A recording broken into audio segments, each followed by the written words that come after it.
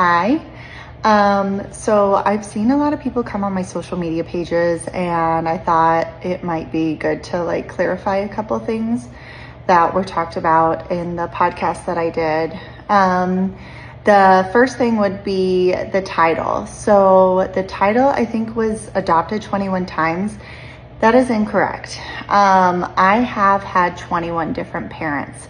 So when I first talked to Devora about being on the podcast and kind of like how we were gonna go into my story, I told her, I was like, I don't really want to say 21 different parents because I couldn't remember all of their names.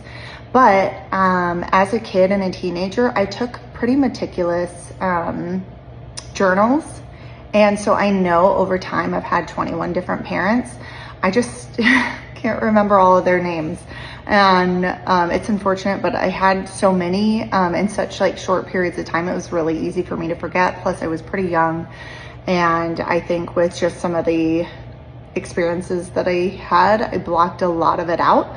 But going through some of my diaries, I was able to realize that, yeah, I counted. I had 21 different parents. So when I was first telling her about myself, I had mentioned that. And so I think that's why she went with that. And I do want to clarify too, the great thing about Devora when she does her podcasts is she wants to hear it for the first time when you're telling it to her at the filming. So I think that's really cool. I mean, I gave her a brief synopsis about my childhood and growing up, but overall it was all fresh to her.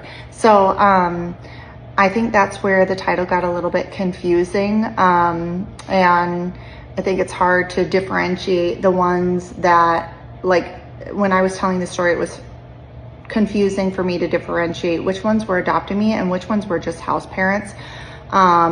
So it wasn't 21 adoptions, but it was just 21 different parents. So I hope that helps. And yeah, I think I'll try to answer some of the other questions that I know were posed on social media. So I hope that helps.